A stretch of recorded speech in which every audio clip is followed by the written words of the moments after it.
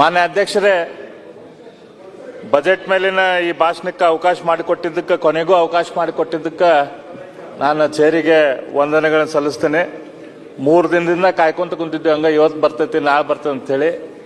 ಅಧ್ಯಕ್ಷರು ಬೇಕಂತ ಹೆಂಗಾರ ಮಾಡಿ ಸಂಜಿಕ ಕೊಡ್ಬೇಕಂತ ಡಿಸಿಷನ್ ಮಾಡಿದ್ರೇನೋ ಗೊತ್ತಿಲ್ಲ. ಯಾಕಂದ್ರೆ ಸಂಜಿಕ್ ಕೊಟ್ರೆ ಪೇಪರ್ದಾಗ ಬರುದಿಲ್ಲ, ಪೇಪರ್ದಾಗ ಎಲ್ಲ ಮುಗಿದು ಹೋಗಿರ್ತೈತಿ. ಹಂಗಾಗಿ ನೋಡಿ ಡಿಲೇ ಮಾಡಿ ನಮ್ಗೆ ಕೊಟ್ಟಂಗೆ ಅಂತೇಳಿ ಅನ್ಸಾತೈತಿ. ಅಂದ್ರೂ ಕೂಡ ಕೊಟ್ಟಿದ್ದಕ್ಕೆ is deputy leader opposition speaker ಬಗ್ಗೆ ಈ ರೀತಿ ಪ್ರಸ್ತಾಪ ಮಾಡಿ ತಮ್ಮ ಟಿಪ್ಪಣಿ ಮಾಡಿ ಭಾಷಣ ಪ್ರಾರಂಭಿಸೋದು ಸೂಕ್ತನ? ಈ ಸದನದ ಘನತೆ ನೋಡಿ ಸರ್, ನೀವೇ ಹೇಳ್ರಿ ಯಾಕೆ ಡಿಲೇ ಮಾಡೋ. ನೀವು ನಿಮ್ದು ಏನ್ ಹೇಳೋದೈತಿ ಹೇಳ್ರಿ ಬೇಡ. ಅದಕ್ಕೆ ಎಲ್ಲರೂ ಕಾರಣೀಕರ್ತರಿದ್ದೀವಿ, ವಿವೇಚನೆಗೆ ಬಿಟ್ಟಿದ್ದು ಬೆಲ್ಲದವ್ರೆ ಎಲ್ಲರೂ ಕಾರಣೀಕರ್ತರಿದ್ದೀವಿ. ಅದಕ್ಕೆ ತಾವು ಪ್ರಾರಂಭ ಮಾಡಿ. Actually you don't enjoy that privilege what leader of opposition enjoys. Naturally ಮತ್ತೆ ಹಂಗಿದ್ದಾಗ ಹಂಗೆ ಟಿಪ್ಪಣಿ ಮಾಡಬೇಡ್ರಿ. ಓಕೆ ಸರ್, ಆಯ್ತು, ತಮ್ಮ ಸಲಹೆ ತೆಗೆದುಕೊಳ್ತೇನೆ. ಮಾನ್ಯ ನಮ್ಮ ವಿರೋಧ ಪಕ್ಷದ ನಾಯಕರಾದ ಅಶೋಕ್ ಅವ್ರಿಗೆ ಕೂಡ ನಾನು ವಂದನೆಗಳನ್ನು ಸಲ್ಲಿಸ್ತೇನೆ. ಯಾಕಂದ್ರೆ ನಮ್ಗೆ ಇದ್ರ ಬಗ್ಗೆ ಸಾಕಷ್ಟು ಸಲಹೆ ಸೂಚನೆ ಕೊಟ್ಟು ಯಾವ ರೀತಿ ಮಾತಾಡ್ಬೇಕು ಹೆಂಗಂತ ಅವ್ರು ನಮ್ಗೆ ಗೈಡ್ ಮಾಡಿದ್ದಾರೆ. ಇದು ಮಾನ್ಯ ಅಧ್ಯಕ್ಷರೇ, ಸಿದ್ದರಾಮಯ್ಯನವರ 16ನೇ ಬಜೆಟ್. ಇದರಲ್ಲಿ ಸುಮಾರು 8 ಬಜೆಟ್ಗಳನ್ನು ನಾನು ವಿಟ್ನೆಸ್ ಮಾಡಿದ್ದೇನೆ. ಅವರು ಮುಖ್ಯಮಂತ್ರಿಗಳಾಗಿ ಸಲ್ಲಿಸಿದಂಥದ್ದು. 3 ಬಜೆಟ್ಗಳು ವಿರೋಧ ಪಕ್ಷದ ಧುರೀಣರಾಗಿ ಅವ್ರು ಯಾವ ರೀತಿ ಬಜೆಟ್ ಬಗ್ಗೆ ಮಾತನಾಡಿದ್ದಾರೆ ಅದನ್ನು ಕೂಡ ನಾನು ನೋಡೇನೆ. ಅವರು ಮುಖ್ಯಮಂತ್ರಿಗಳಾಗಿ ಅದೇ ರೀತಿ ವಿರೋಧ ಪಕ್ಷದ ಧುರೀಣರಾಗಿ ಬಜೆಟ್ ಪರವಾಗಿ ಹಾಗೂ ಬಜೆಟ್ ವಿರೋಧವಾಗಿ ಯಾವ ರೀತಿ ಅವರು ಮಾತನಾಡಿದ್ದಾರೆ, ಯಾವ ರೀತಿ ಶಬ್ದ ಪ್ರಯೋಗ ಮಾಡಿದ್ದಾರೆ, ಅದನ್ನೆಲ್ಲದು ಸಂಪೂರ್ಣವಾಗಿ ನಾನು ಗಮನಿಸಿದ್ದೇನೆ. ಅದನ್ನು ಈ ಬಜೆಟನ್ನು ಕೂಡ ಅವರು ಏನು ಮಂಡಿಸಿದ್ರು, ಆ ಮಂಡಿಸಿದಾಗ ಅವ್ರ ಹಿಂದೆ ಏನೇನು ಅವ್ರು ಹೇಳಿದ್ರು ಮುಖ್ಯಮಂತ್ರಿಗಳ ಸಿದ್ದರಾಮಯ್ಯನವರು, ಅದನ್ನು ಏನೇನು ಇದರಲ್ಲಿ ಗಮನ ಇಟ್ಟು ಮಾಡಿದಾರ ಅದನ್ನು ಕೂಡ ಲಕ್ಷ್ಯ ಕೊಟ್ಟು ಅನಲೈಸ್ ಮಾಡೋಕ್ಕೆ ಪ್ರಯತ್ನ ಮಾಡಿದ್ದೇನೆ. ಸಿದ್ದರಾಮಯ್ಯನವರು ಮೊದಲೇ ಬಜೆಟು 1994-95ರಲ್ಲಿ ಮಾಡಿದ್ರು. 10,859 ಕೋಟಿಯ ಆ ಬಜೆಟ್ ಇತ್ತು. ಇವತ್ತು ನಮ್ಮ ರಾಜ್ಯಕ್ಕೆ 4,09,000 ಕೋಟಿಯ ಬಜೆಟನ್ನು ಕೊಟ್ಟಿದ್ದಾರೆ. ಅಂದ್ರೆ ಇವತ್ತು ನಮ್ಮ ದೇಶ, ನಮ್ಮ ರಾಜ್ಯ 4 ಲಕ್ಷ ದಾಟಿದ ಬಜೆಟ್ ದಾಟಿದ ಕೆಲವು ರಾಜ್ಯಗಳಲ್ಲಿ ಒಂದಾಗೈತೆ. ಉತ್ತರ ಪ್ರದೇಶ, ಮಹಾರಾಷ್ಟ್ರ, ತಮಿಳುನಾಡು, ರಾಜಸ್ಥಾನ, ಈ ರೀತಿಯ 4 ರಾಜ್ಯಗಳದ್ದು ಬಜೆಟ್ 4 ಲಕ್ಷ ದಾಟ್ತಿತ್ತು. ಆದರೆ ಈ ಸರ್ತೆ ರೆಕಾರ್ಡ್ 4,09,000 ಬಜೆಟನ್ನು ಸಿದ್ದರಾಮಯ್ಯನವರು ಕೊಟ್ಟು ನಮ್ಮ ರಾಜ್ಯ ಕೂಡ ಆ ಲಿಸ್ಟಿಗೆ ಹೋಗುವಂಗ ಮಾಡಿದ್ದಾರೆ. ಹಾಗಾಗಿ ನಾನು 4 ಲ್ಯಾಕ್ ಕ್ಲಬ್ಬಿಗೆ ನಮ್ಮ ರಾಜ್ಯ ಕೂಡ ಹೋಗುವಂಗ ಮಾಡಿದ್ದಾರೆ. ಅವರು ತಮ್ಮ ಬಜೆಟ್ನ ಶುರುವಾತದಲ್ಲಿ ಕೂಡ ಮಾತಾಡಿದರು. ಅದ್ರ ಬಗ್ಗೆ ನಮ್ಮ ಆರ್ ಜ್ಞಾನೇಂದ್ರ ಅವರು ಕೂಡ ಉಲ್ಲೇಖ ಮಾಡಿದರು. ಬಜೆಟ್ ಅಂದ್ರೆ ಕೇವಲ ಅಂಕಿ ಸಂಖ್ಯೆಗಳ ಕಂತೆ ಅಲ್ಲ, ಅದೊಂದು ಸರ್ಕಾರ, ರಾಜ್ಯ, ಜನತೆಯ ಮುಂದೆ ಹಿಂದೆ ಏನಾಗೈತಿ, ಮುಂದೆ ಏನಾಗಬೇಕಾಗೈತಿ ಅಂಥೇಳಿ ಅದನ್ನು ಮುಂದೆ ಇಡುವಂಥ ಒಂದು ಪವಿತ್ರ ಗ್ರಂಥ. ನಮ್ಮ ಕನಸುಗಳ ಚಿತ್ತಾರ ಅಂಥದ್ದು ಎಲ್ಲ ಹೇಳಿದ್ರು. ಹಿಂದೆ ಕೂಡ ಮುಖ್ಯಮಂತ್ರಿಗಳು ಹೇಳಿದ್ರು, ಈಗೂ ಕೂಡ ತಮ್ಮ ಭಾಷಣದಲ್ಲಿ, ತಮ್ಮ ಬಜೆಟ್ ಭಾಷಣದಲ್ಲಿ ಅದ್ರ ಬಗ್ಗೆ ಉಲ್ಲೇಖ ಮಾಡಿದ್ದಾರೆ. ಇದೊಂದು ಪವಿತ್ರ ಗ್ರಂಥದಂಗ ಇದನ್ನು ನಮ್ಮ ಮುಂದೆ ಏನು ಇಟ್ಟೇವೆ ಅಂತ ಹೇಳಿ ಸಿದ್ದರಾಮಯ್ಯನವರು ಹೇಳಿದ್ದಾರೆ. ಅದನ್ನು ನಾನು ಕೂಲಂಕಷವಾಗಿ ನೋಡೋಂಥ ಪ್ರಯತ್ನ ಮಾಡಿದ್ದೇನೆ, ನಿಮ್ಮ ಮುಂದೆ ಇಡುವಂಥ ಪ್ರಯತ್ನ ಮಾಡ್ತೇನೆ. ಇವತ್ತು ನಮ್ಮ ಕರ್ನಾಟಕದ GSDP, gross state domestic produce, ಅಂದ್ರೆ ಒಬ್ಬ ರೈತ ಇರಲಿ ಅಥವಾ ಇಂಡಸ್ಟ್ರಿ ಇರಲಿ ಅಥವಾ ಸರ್ವಿಸಸ್ದಲ್ಲಿ ಇರಲಿ, ಒಬ್ಬ ಹೋಟೆಲ್ದಲ್ಲಿ ಕೆಲಸ ಮಾಡೋರು ಇರಲಿ, ಇವರೆಲ್ಲರೂ ಕೂಡಿ ಏನು ಪ್ರೊಡ್ಯೂಸ್ ಮಾಡ್ತಾರೆ ಅದು ಇವತ್ತು 30,70,103 ಕೋಟಿ ರೂಪಾಯಿ ಆಗೈತಿ ಅಂಥೇಳಿ ಆಗುತ್ತೆ ಅಂಥೇಳಿ ಪ್ರೊಜೆಕ್ಷನ್ ಮಾಡಿದ್ದಾರೆ.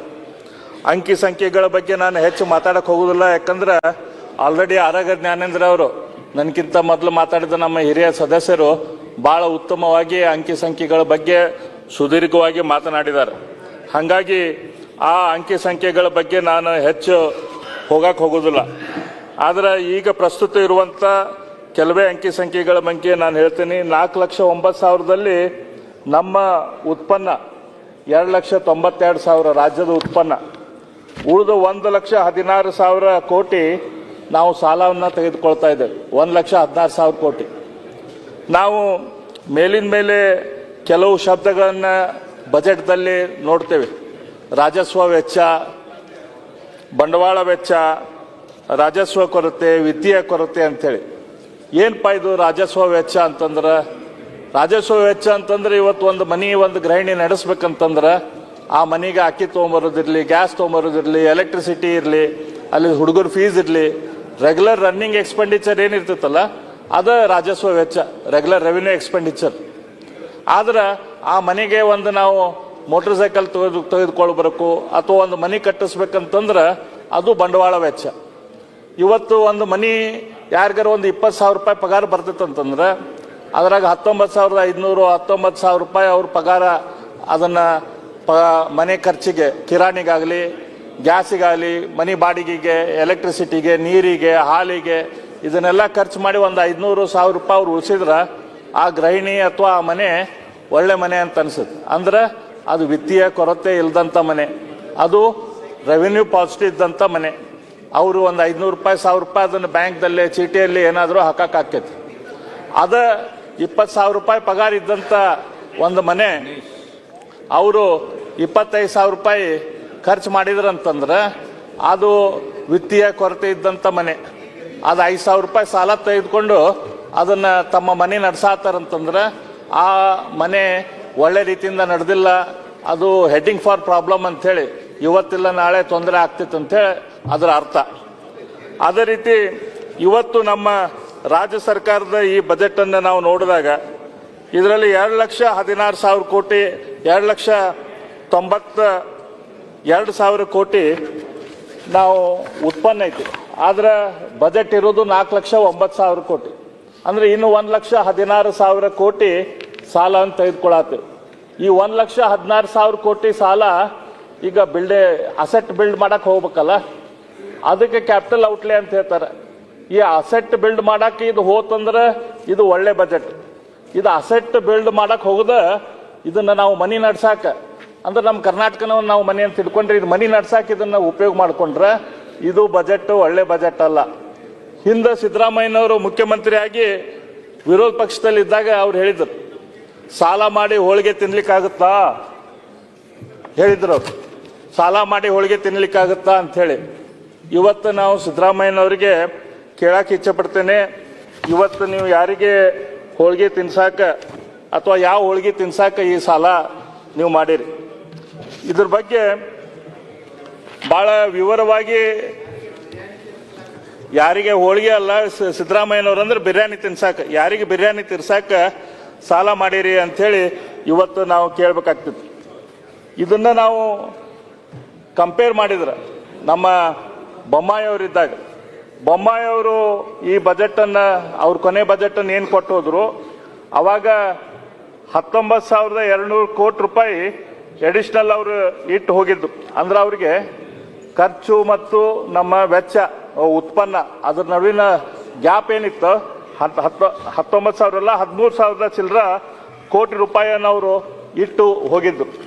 ಅಂದ್ರೆ ಅವರು ಉಳಿತಾಯ ಆ 13,000 ಚಿಲ್ಲರ ನಾವು ಬೇರೆ ರೀತಿಯ ಬಂಡವಾಳ ವೆಚ್ಚಕ್ಕೆ ಉಪಯೋಗ ಮಾಡ್ಕೊಳ್ಳೋಂಥ ಅವಕಾಶ ಇತ್ತು. ಅದೇ ರೀತಿ ಸರ್ಪ್ಲಸ್ ಬಜೆಟ್ ಅಂತೆ ಅದಕ್ಕೇನು ಹೇಳ್ತಾರೆ, ಆ ಸರ್ಪ್ಲಸ್ ಬಜೆಟನ್ನು ಇಟ್ಟು ಹೋಗಿದ್ದು. ಅದೇ ರೀತಿ ಅವರು ಸಾಲ ಏನು ತೆಗೆದುಕೊಂಡಿದ್ರು, ಒಟ್ಟಾರೆ ಸಾಲ ಏನು ತೆಗೆದುಕೊಂಡಿದ್ರು ಅದು ಕೂಡ ಕೇವಲ ನಮ್ಮ ಈಗಿನ ಸರ್ಕಾರ, ಈಗಿನ ಸಿದ್ದರಾಮಯ್ಯರವರು ಹೇಳ್ತಿದ್ದಾರೆ ನಾವು 2.94% ಆಫ್ ನಮ್ಮ GSTP 30%, 29.4% ಆಫ್ GSTP ನಾವು ಸಾಲ ತೆಗೆದುಕೊಂಡೇವೆ ಅಂತ ಹೇಳ್ತಿದ್ದಾರೆ. ಅದು ಕೂಡ ಫಿಗರ್ ನಾನು ಅದಕ್ಕೆ ನೆಕ್ಸ್ಟ್ ಬರ್ತೇನೆ, ಅದು ಎಷ್ಟು ಮಟ್ಟಿಗೆ ಸರಿ ಇದೆ ಎಷ್ಟು ಮಟ್ಟಿಗೆ ಅದು ಸರಿ ಇಲ್ಲ ಅಂತೇಳಿ. ಇದೆಲ್ಲ ಫಿಗರ್ಸ್ ನಾವು ನೋಡಿದಾಗ ಸಿದ್ದರಾಮಯ್ಯನವರು 16 ವರ್ಷದ ಬಜೆಟ್ದಲ್ಲಿ ಅವರು ಭಾಳ ಒಳ್ಳೆ ರೀತಿಯಿಂದ ಬಜೆಟನ್ನು ಅವ್ರೇನು ಬಜೆಟ್ ಮಾಡ್ತಾರಂತೆ ಇಟ್ಕೊಂಡಿದ್ರು, ಅದ್ರ ಪ್ರಕಾರ ಆಗಿಲ್ಲಲ್ಲ ಅಂಥೇಳಿ ಅನಿಸ್ತೈತಿ. ಇಷ್ಟು ದೊಡ್ಡ ಪ್ರಮಾಣದ ಇವರು ಸಾಲ ಮಾಡಿ ಅದನ್ನ ಬಜೆಟನ್ನು ನಮ್ಮ ಮುಂದೆ ಇಟ್ಟಿದ್ದಾರೆ. ಆದರೆ ಈ ಬಜೆಟಿನ ಸಾಲ ಮಾಡಿದ್ದಕ್ಕೆ ಏನಾದರೂ ಹೋಳಿಗೆ ಆದರೂ ಏನು ತಿನ್ಸಾಕತ್ತಾರೇನಪ್ಪ, ಅವರೇ ಹೇಳಿದ ಪ್ರಕಾರ ಸಾಲ ಮಾಡಿದ್ರು ಹೋಳಿಗೆ ತಿನ್ಸಾತಾರ ಅಂತೇಳಿ ನಾನು ನೋಡಾತಿದ್ದೆ. ಬೇರೆ ಬೇರೆ ರಾಜ್ಯದ ಕಂಪ್ಯಾರಿಸನ್ ಸ್ವಲ್ಪ ನಾನು ಮಾಡ್ತಾ ಇದ್ದೆ, ಏನು ಸಿದ್ದರಾಮಯ್ಯನವರು ಏನು ಮಾಡಿದ್ದಾರೆ ಅಂತೇಳಿ. ಈಗ ನಮಗೆಲ್ಲರಿಗೂ ಭಾಳ ಸಮೀಪ ಇರುವಂಥ ವಿಷಯ, ಇಡೀ ರಾಜ್ಯದ ಜನತೆಗೆ ಸಮೀಪ ಇರುವಂಥ ವಿಷಯ ಅಂತಂದ್ರೆ ಶಿಕ್ಷಣ. ಶಿಕ್ಷಣಕ್ಕೆ ಎಷ್ಟು ಕೊಟ್ಟಿದ್ದಾರೆ ನಮ್ಮ ಸಿದ್ದರಾಮಯ್ಯನವರು ತಮ್ಮ ಬಜೆಟ್ದಾಗ, ಅದನ್ನು ನಾವು ನೋಡಿದ್ರೆ ಮಾನ್ಯ ಅಧ್ಯಕ್ಷರೇ ಇಡೀ ದೇಶದಲ್ಲಿ ಶಿಕ್ಷಣಕ್ಕೆ 15% ಬಜೆಟ್ಟಿಗೆ ಸ್ಪೆಂಡ್ ಮಾಡ್ತಾರೆ ತಮ್ಮ ಬಜೆಟ್ ಇದು. ಆದ್ರೆ ನಮ್ಮ ಕರ್ನಾಟಕ ಅರೌಂಡ್ 10.9% ಶಿಕ್ಷಣದ ಮೇಲೆ ಇವತ್ತು ಖರ್ಚು ಮಾಡ್ತಾ ಇದೆ. ಅಂದ್ರೆ ಶಿಕ್ಷಣಕ್ಕೆ ಇದು ಮಾತಾಡಿದ್ರೆ ಕನ್ನಡದ ಬಗ್ಗೆ ಮಾತಾಡ್ತಾರೆ, ಬಾಯಿ ತೆಗೆದ್ರೆ ಕನ್ನಡದ ಬಗ್ಗೆ ಮಾತಾಡ್ತಾರೆ ನಮ್ಮ ಮುಖ್ಯಮಂತ್ರಿಗಳು, ಅಥವಾ ಶಿಕ್ಷಣದ ಬಗ್ಗೆ ಹಂಗ ಹಿಂಗಂತೆಲ್ಲ ಎಲ್ಲ ದೊಡ್ಡ ದೊಡ್ಡ ಮಾತಾಡ್ತಾರೆ. ಆದ್ರೆ ದುಡ್ಡು ತೆಗೆದಿಟ್ಟಿದ್ದು ಮಾತ್ರ ಬೇರೆ ರಾಜ್ಯಗಳಿಗಿಂತ 10.8% ಅಲೋಕೇಶನ್ ಶಿಕ್ಷಣದ ಮೇಲೆ ಆಗೈತಿ. ನಾವೆಲ್ಲ ಪಾಪ ಬಿಹಾರಕ್ಕೆ ಬೈತಿರ್ತೇವೆ, ಅವ್ರು ಬಿಹಾರದವ್ರು ಹಂಗದಾರ ಹಿಂಗದಾರಂತೆ. ನಾವು 10.8% ನಾವು ಬಿಟ್ರೆ, ನಾವು ಖರ್ಚು ಮಾಡಿದ್ರೆ ಬಿಹಾರ್ ಅಂತ ರಾಜ್ಯ 21.4% of their budget they are spending on education. Education ಮೇಲೆ ಬಿಹಾರ್ ಅಂತ ರಾಜ್ಯ 21.4% ಖರ್ಚು ಮಾಡ್ತಾ ಇದೆ. ಅಸ್ಸಾಂ 17% ಖರ್ಚು ಮಾಡ್ತಾ ಇದೆ. MP 14.9% ಖರ್ಚು ಮಾಡ್ತಾ ಇದೆ. ಮಿಜೋರಾಂ ಅಂತ ಗುಡ್ಡಗಾಡು ಪ್ರದೇಶದಲ್ಲಿ ಇರುವಂತವು ಕೂಡ 17.2%. ನಮ್ಮಂತ ದೊಡ್ಡ ರಾಜ್ಯ 4 ಲಕ್ಷ ಪ್ಲಸ್ ಇರುವಂತ ರಾಜ್ಯ ರಾಜಸ್ಥಾನ 19.5% ಖರ್ಚು ಮಾಡ್ತಾ ಇದೆ ಎಜುಕೇಶನ್ ಮೇಲೆ. ನಮ್ದು ಎಷ್ಟು ಖರ್ಚಿದೆ? 10.8%.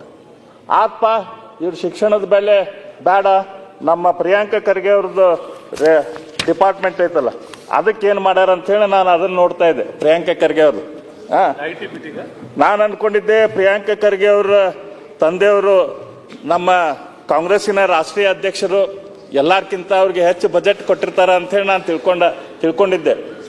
ಆದ್ರೆ ಅವ್ರದ್ದು